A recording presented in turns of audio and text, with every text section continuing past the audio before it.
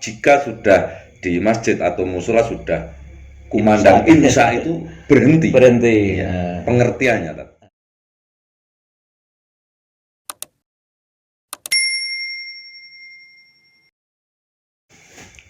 Assalamualaikum warahmatullahi wabarakatuh. Waalaikumsalam warahmatullahi wabarakatuh. Para pemirsa Songo Channel dimanapun Anda berada, mudah-mudahan Anda semuanya masih dalam lindungan Allah Subhanahu Wa Taala, sehat walafiat, panjang umur, diberikan rezeki yang melimpah barokah. Amin. Malam hari ini para pemirsa Songo Channel dimanapun Anda berada, kami dari kru Songo Channel mendatangkan beliau Bapak Ustadz Gatot Sumanto akan berdiskusi tentang bulan puasa, tentang Ramadan. Di akhir-akhir bulan Ramadan ini apa saja hikmah dan apa saja yang bisa kita petik untuk bekal kita dan untuk ilmu kita selanjutnya. Oke, para pemirsa, di sini saya bersama Ustadz Gatot Sumanto. Selamat malam. Assalamualaikum Ustadz. Waalaikumsalam warahmatullahi wabarakatuh. Kabarnya bagaimana Ustadz Gatot Alhamdulillah, senantiasa dalam lindungan Allah. Amin, amin, amin, Allahumma amin. Tidak kurang suatu apapun. Amin, amin, amin.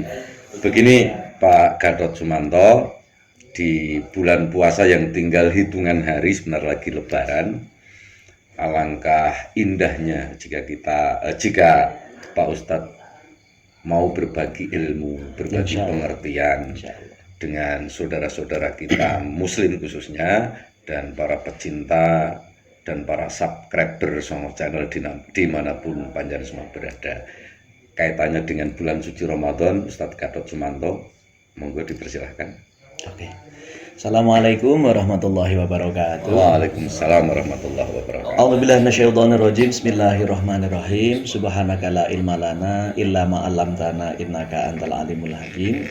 Hamdan liman qala fi kitabihil karim. A'udzubillahi minasyaitonirrajim. Bismillahirrahmanirrahim. Ya ayyuhalladzina amanu kutiba alaikumusyamu kama kutiba alal ladzina min qablikum la'allakum tattaqun.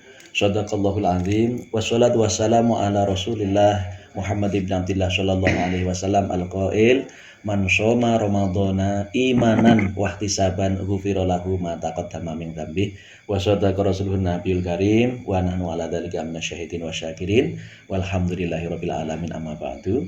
Baik, kalau kita berbicara soal puasa, ya, tidak lepas dari bulan yang suci yaitu Ramadan. Di antara bulan-bulan yang dimuliakan Allah adalah Ramadan, yang dimana di situ diwajibkan bagi kita umat Islam untuk berpuasa. Sebagaimana yang termaktub di dalam ayat yang kita petik tadi, yaitu kutiba alaikumusiyam.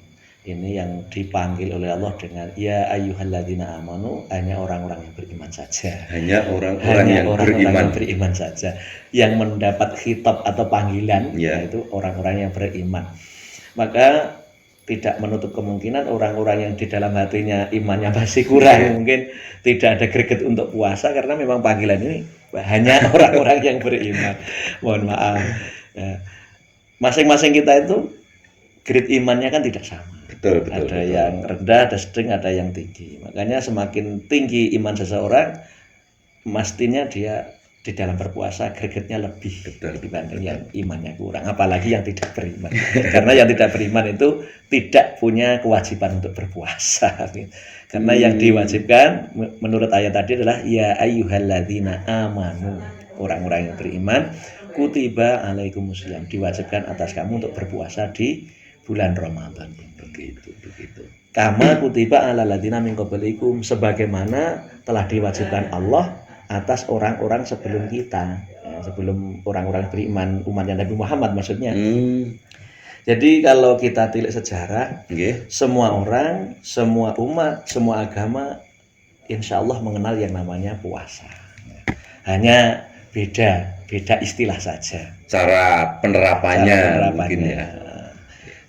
Sedikit kita ke belakang, ketika Nabi Daud dulu di masanya itu juga ada syariat namanya puasa Daud. Puasa Daud itu sehari puasa, sehari tidak. Sehari puasa, sehari tidak, itu metode puasanya Nabi Daud yang diperintahkan oleh Allah Subhanahu wa taala. Dan alhamdulillah untuk yang itu, Ustaz, untuk yang puasa Daud itu masih ada yang menjalankan dan masih banyak yang menjalankan untuk puasa Daud itu. Ya termasuk dawuh Kanjeng Nabi, Abdulus Saumi Saumu Daud. Jadi sebaik-baik puasa itu puasa Daud. Oh, begitu ya. Itu untuk yang sunnah. Tapi kalau yang Ramadan itu kan wajib. Oh, begitu Jadi, wajib bagi kita orang yang beriman menurut syarat dan rukunnya. Mestinya begitu. Ya, ya, ya. Kalau kembali kepada umat yang rata-rata semuanya mengenal puasa, termasuk umat Nasrani juga mengenal puasa di Jumat Agung, itu juga puasa. Ada apalagi umat Hindu itu ada istilahnya upawasa. Upawasa itu menahan makan, menahan minum, menahan tidak berkumpul dengan istri. Hampir sama berarti ya, sama. Namanya upawasa. Makanya ketika Islam datang, akhirnya istilahnya menjadi poso, disempurnakan jadi poso atau puasa. Kalau orang Jawa itu lebih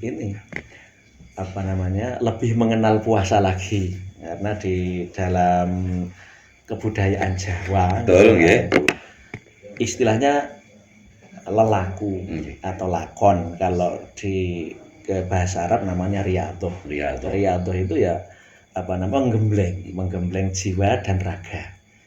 Salah satunya diantaranya dengan berpuasa itu. Kenapa jiwa dan raga? Karena puasa ini nanti efeknya ke jiwa dan ke raga. Ke jiwa ini akan mempercantik atau memperindah jiwa kita.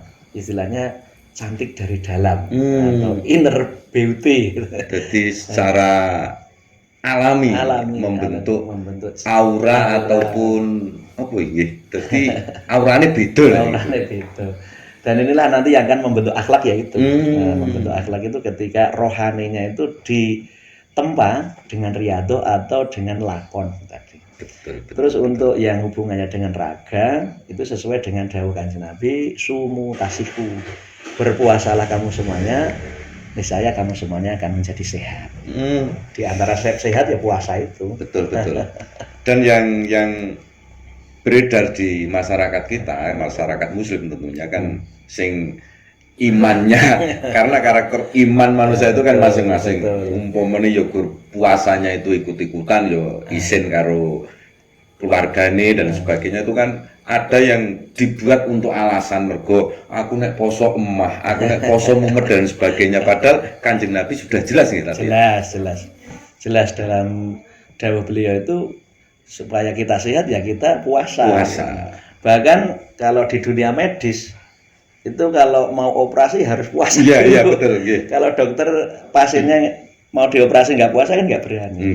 Justru itu ampuhnya puasa di situ. Betul. Jadi, kalau berbicara tentang mah dan sebagainya itu mungkin ya karena apa? Karena krisis kepercayaan terhadap nabinya sendiri. Nabi kita itu sudah jelas mengatakan, cuma kita kadang-kadang mempunyai pendapat. Jadi kadang-kadang keraguan itulah yang justru malah bikin kita tidak sehat. Betul. Di dalam pikiran kita aku nek poso mah kukumat karena sudah tersugesti sehingga malah terjadi. Betul. Makanya itu ya sebetulnya itu jadi tugas kita untuk menyadarkan wacana supaya pemikiran-pemikiran seperti itu agar segera hilang dan kembali kepada iman. Kalau kita itu yang menjadi dasar iman, insya Allah ya nggak terjadi hal seperti itu. Makanya yang mestinya kita itu perkuat adalah iman, karena kalau menilik dari ayat tadi ya ayyuhalladzina amanu itu kan jelas sekali. Nah, terus yang seperti yang panjenengan katakan tadi, posone gur iro-iro, kepeh tanggane poso terus ilalo poso, terus nyun sewu kalau dalam satu rumah tangga mungkin mantune poso, karena poso terus isin dan itu kan menyalahi dari dawuh Kanjeng Nabi, man shoma ramadhana imanan, yang tadi saya katakan tadi, wahtisaban. Jadi ketika ada dawuh Nabi, siapa yang berpuasa dengan dasar iman dan hanya mengharap ridha Allah, ghufira lahu ma taqaddama min dzambi, berefek kepada semua dosa-dosa kita terampuni. Tadi ditekankan di iman ya. Makanya kalau orang berpuasa itu imannya tidak kuat, mungkin Jam 11 siang sudah. Ya, begini Pak Ustadz, karena di tengah-tengah masyarakat kita itu kan sangat unik. Ya saking malune karo keluarga mergo bojone poso, anake poso, arep ora melu poso itu kan isin. Sehingga nek di dalam rumah, jika di dalam rumah etok-etoke poso tapi di luar rumah ya wis itu jajan atau ngerokok dan sebagainya aku tengah lemah dirapi itu kan banyak terjadi juga di tengah-tengah masyarakat kita. Harapannya untuk mereka-mereka atau beliau-beliau yang masih seperti itu. Ya, begini, kadang-kadang kan sahur. Iya. Tapi kalau di luar nggak tahu. Engko nek wis jam 2 macak lemes. Iya. Ntar kalau sore bikin acara bukber. Iya. Jadi ya itulah uniknya orang kita. Ya, makanya di salah satu dawai Allah itu kepada Nabi Muhammad bahwasanya untuk urusan ibadah yang lain itu boleh di bawah sekelas puasa, karena puasa itu hanya milik Allah.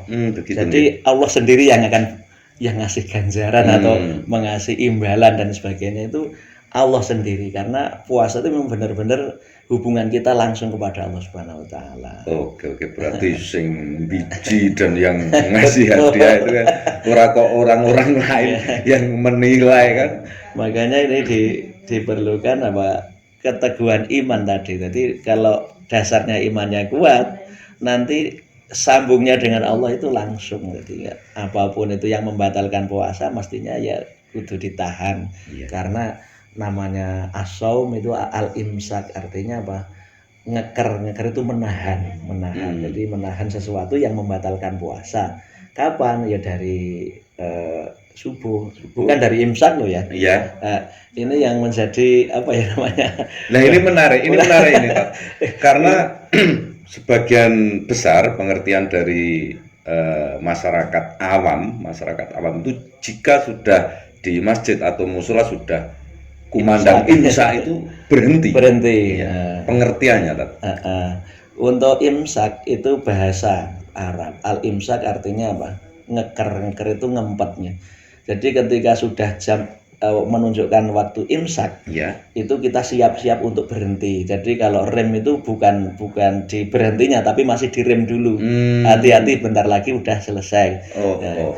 Yang waktu itu sebetulnya waktu subuh itu pas waktu azan itu ya mulai kita puasa. Kalau imsak itu apa ya namanya? Kalau istilahnya itu peringatan kalau baru lampu kuning, belum lampu merah. Ya, belum berhenti. Ya. Jadi mulai berhenti ketika sudah ada azan subuh. Maksudnya pas waktunya azan subuh gitu.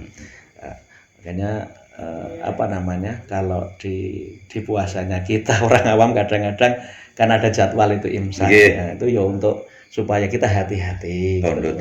Tapi sebetulnya masih boleh itu. Kan biasanya masih ada jeda berapa menit kan itu. Masih bisa. Ya uniknya ketika dikasih jadwal puasa itu yang dikasih tebal cuma yang azan maghrib saja. Ya karena yang ditunggu-tunggu kan ditunggu-tunggu cuma itu. Makanya jadi orangnya seperti azan maghrib. Dinanti-nanti orang. Dinanti banyak orang. Seperti Songo Channel, mudah-mudahan dinanti banyak orang juga para subscriber semuanya tentunya. Ya di antara hikmah puasa yaitu jadilah seperti azan maghrib di bulan puasa. Amin. Selalu dinanti oleh orang-orang di mana. Ditunggu kehadirannya. Iya. Artinya apa? Ketika kita sudah riyadhah dengan memperhawa nafsu, dengan menahan semuanya itu, akan terciptalah insan yang mutaqin, yang takwa. Artinya apa? Mohon maaf ya. Kita itu kan manusia. Manusia itu nek cara wong Jawa niku wong lahir kuwi duwe sedulur. Nah, itu kan. Wong lahir kuwi duwe sedulur jenenge gawan bayi. Betul. Itu semuanya orang punya. Jadi ada 4 unsur, yang mengiringi kelahiran kita. Jadi kalau orang Jawa itu kalau lahir mesti dipapak ngaruh jenang jangkep. Jenang jangkep itu ada putih, kuning, abang ireng. Itu sebetulnya itu ada unsur di dalam diri manusia yang istilahnya gawan bayi. Nah, itu ada unsur putih. Itu lambang dari kalau orang Arab itu istilahnya an-nafsul mutmainnah. Jadi dalam diri manusia itu mutmainnah itu kan tenang. Jadi ada istilahnya sesuatu di dalam hati atau rasa yang bikin kita itu menjadi tenang. Lah ini hubungannya dengan nafsul ilahiyah, apa urusan Nggih, kita dengan Allah Subhanahu wa taala. Jadi hubungan manusia dengan Allah ini jenang putih. Jenang putih berarti nyun sewu, mohon maaf. Sesepuh kita, nenek moyang kita itu memang betul-betul sudah cerdas. Sudah cerdas. Sudah sangat luar biasa karena bayi lahir sudah dipapak karo jenang putih. Itu kan sebagai nopo nggih cara anune filosofi saja nggih. Itu supaya kita tahu kalau orang Jawa itu dinamakan nafsul mutmainnah mungkin ngomongnya sulit. Ya udah aja kasih jenang putih. Ini lambang kesucian. Luar biasa. Kesucian jiwa. Just. Yang kedua kuning. Kuning itu kalau dalam Arab itu an-nafsus sufiyah. Jadi nafsu sosial atau istilahnya empati, belas kasih dan sebagainya. Ini hubungan jiwa kita dengan sosial dengan manusia yang lain. Jadi kalau yang tadi hubungannya apa namanya? Vertikal. Iya, vertikal ya ini yang horizontal. Makanya ada jenang kuning nafsu sufiyah, nafsu sosial. Yang ketiga putih kuning abang. Abang itu kan identik dengan kemarahan. Iya. Wani. Itu sebetulnya bukan diambil dari kemarahannya, tapi itu adalah merupakan suatu apa? Unsur semangat. Kesemangatan kita. Tapi kalau kita kadang-kadang kan berangkatnya dari emosi. Tapi yo kalau kita lihat di Arabnya memang namanya an-nafsul ammarah. Ammarah itu wong Jawa ngarin amarah, akhirnya jadi marah kan gitu. Jadi kita itu komplit ada mutmainnah, sufiyah, amarah. Nah, yang terakhir ini hitam. Jenang ireng itu an-nafsul luwamah. Kalau wong Jawa ngarannya aluwamah. Suka makan. Sebetulnya bukan itu aja luwamah itu. Itu nafsu perut dan di bawah perut. Hubungannya itu. Makanya manusia itu memang oleh Allah Subhanahu wa taala itu dijadikan fi ahsani taqwim. Sebaik-baik kejadian itu ya manusia. Kalau makhluknya Allah itu kan banyak. Malaikat, ada jin, ada setan, itu sebenarnya saudara kita, sedulur. Karena memang itu benar-benar diciptakan Allah podo-podo makhluknya kan keluarga kan. Jadi kita dengan setan sebetulnya julur lanang. Ya tuwek kono ning awake dhewe iki luweh apik kan gitu. Luwih sempurna. Kalau kita lihat dari kejadian manusia itu memang makhluk yang sangat proporsional. Jadi kalau nyun sewu ya, bentuk kepala itu kan ya proporsional kan. Ora nek kepala kok gepeng gitu ya. Proporsional sekali manusia itu. Ya kalau tubuh ya proporsional, mungkin kalau kurangnya proporsional ya kadang rada lemu. Itu ya memang efek dari apa namanya pertumbuhan yang tertunda saja. Dan jika kurang proporsional kan bisa dibentuk seperti olahraga dan sebagainya. Dan yang sangat menarik, begini, kebiasaan orang Jawa, kebiasaan sesepuh kita, leluhur kita itu kan ada posong luweng, ada posong rawot, ada poso nopo nggih, pati geni dan sebagainya. Jika kita kaitkan dengan ilmu agama, terus bagaimana? Baik. Itu kembali kepada istilah. Istilah kalau orang Arab itu kan namanya riyadhah. Riyadhah itu memang meper atau apa ya namanya? Ngempet. Termasuk ngempet juga ya, atau mengolah jiwa dan raga. Kalau wong Jawa ngarane lakon. Jadi sebetulnya sudah saya katakan tadi manusia itu kan sudah ada 4 unsur ini tadi. Ini biar bisa berjalan dengan baik. Jadi kita hubungannya dengan Allah itu bisa mesra, romantis. Hubungan kita dengan manusia tidak ada masalah. Kita seperti adzan maghrib yang selalu dinantikan orang. Terus kita hubungan dengan amarah, semangat kita untuk beribadah dan semangat kita untuk berkarya. Gitu. Terus yang terakhir itu nafsu perut dan di bawah perut bisa dikendalikan. Ya harus dengan puasa itu. Salah satunya dengan puasa. Kalau orang Jawa itu kan ada maksud, kenapa kok terus merawat, kenapa kok terus ngeluang, kenapa terus pati geni. Itu kan memang ada satu titik yang mau dicapai kan gitu. Ada satu tujuan yang mau dicapai. Taruhlah kita melihat puasa ngerawat. Yaitu ngerawat itu kan kalau menurut perjalanannya gitu. Kalau kiai-kiai dulu memang kerowotan itu ya asli kerowotan. Jadi enak sepe, enak telo, gadung dan lain sebagainya. Seiring perkembangan zaman Ya karena sekarang zamannya sudah modern Nggih. ya. Ya sekarang sudah bergeser, yang penting nggak makan nasi kan gitu. Jadi bisa makan Pizza Hut, bisa makan mie ayam. Yang penting asal tidak nasi kan Oh, gitu. gitu. Itu semuanya kalau diniati dengan riyadhah itu ya sudah ada istilahnya apa ya namanya, nilai tersendiri. Jadi itu masing-masing kan ada gurunya, artinya juga ada sanad gitu. Jadi tidak boleh serta-merta mau melakukan riyadhah seperti ini terus nggak ada yang bimbing, nanti ya malah nggak karuan. Jadi nanti Ada konslet uling. Itu harus ada pembimbing gitu. Nah itu mestinya pembimbingnya itu kan ya juga orang itu kalau sudah bismillah syahadat kan ya sudah Islam. betul. Itu kan hanya teknik saja. Caranya Kalau kita beda. ke modern ya, Nggih. kita melihat apa yang namanya alkohol itu kan haram. Iya. Nah, terus apa yang namanya yang termasuk itu yang namanya yang untuk bius itu kan juga bahan-bahannya kan juga narkotika itu kan juga nggak boleh kan. Nggih. Tapi kalau untuk kebutuhan medis kan asalkan kita mengerti ukurannya Ya. dan itu untuk kemanfaatan kan juga boleh kan? Hmm. Artinya ketika kita bisa mengendalikan sesuatu ya sah-sah saja. Begitu. Kalau kita tidak bisa mengendalikan sesuatu ya kita yang kalah kan gitu. Sing penting kan tidak digebyah-uyah cara Jawane, jadi tidak dipukul rata. Makanya ketika kita mau menilai sesuatu ya cobalah kita lihat dulu, termasuk juga yang tadi patogen dan sebagainya itu kan memang ada satu tujuan tertentu. Betul. Ya mestinya tujuan baik kan? Betul. Kembali kepada riyadhah lagi ya. Untuk riyadhah itu memang kita lihat 4 unsur tadi, unsur ilahiyah itu kenapa harus digembleng dengan puasa? Iya. Karena ketika unsur jenang putih ini terlalu banyak juga nggak bagus loh. Betul. Iya, karena nanti tidak imbang. Contohnya gini, kita manusia biasa dengan kegiatan yang juga biasa. Normal saja. Ketika nafsul ilahiyah atau nafsul mutmainnah ini nanti gitu terlalu banyak, akhirnya kegiatan kita itu diisi dengan sesuatu sing koyok-koyok ini ibadah. Tapi sebetulnya terus melupakan kegiatan yang wajib seperti bekerja. Taruhlah waktu duka dia duka 2 rakaat kan cukup. Pikir seperlunya sudah cukup. Tapi ketika dia terus diperpanjang dikirnya terus lupa dengan garapan itu kan juga nggak bagus. Jadi tidak ada balance gitu. Orang balance. Jadi nek untuk nafsul mutmainnah itu kalau kurang juga nggak bagus. Ada azan nggak mau datang ke masjid, ada ini nggak mau, itu kan kurang. Kalau kelebihan juga nggak bagus. Yang pasti untuk balance dengan puasa. Gitu. Yang kedua nafsu sufiyah itu, nafsu sosial atau apa namanya, keinginan untuk sosial, empati dan belas kasih kepada orang itu kan juga bagus. Tapi kalau terlalu over itu juga nggak bagus. Kita itu menurut kekuatannya saja.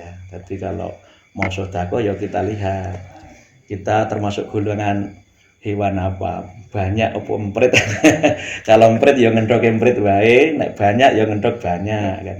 Tapi kebanyakan banyak ngendok emprit. Nah, banyak ngendok emprit berarti nafsu sufiyahnya kurang. Karena dia memang benar-benar wis gede kok ndoke cilik banyak cap opo. Yang lebih ekstrim lagi kalau emprit ngakunya banyak. Lah wis kalang emprit cilik kok ngendoke gede lah kok jahitannya pira. Kan makanya harus sesuai. Ya kita lanjut ke yang amarah. Amarah itu greget ya. Sebetulnya kemauan greget semangat kan. Itu kalau terlalu berlebih juga nggak bagus. Dikit-dikit marah ini nggak emosional sih. Betul. Nah ini kalau dibiarkan kan nggak bagus. Makanya untuk mengendalikan ya puasa tadi. Terus akhirnya kurang semangat juga nggak bagus. Ketika teman-temannya udah itu nggak ada greget untuk, nah itu kan juga nggak bagus. Makanya pengendaliannya puasa. Terus yang terakhir itu nafsu yang hitam. Untuk ulama itu nafsu perut dan bawahnya perut itu sebetulnya dibutuhkan sekali. Orang hidup itu kan perlu makan. Betul. Tapi kalau kebanyakan makan nggak bagus. Ya. Kalau nggak makan, kurang nafsu makan, ya suntik. Ya.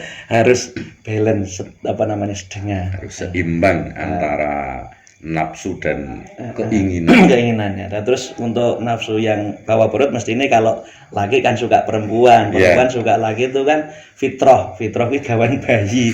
Jadi nek sampai kurang yo enak wong kok ora seneng karo lawan jenis kan perlu dipertanyakan. Nah, itu yang jadi apa yang jadi tugas kita.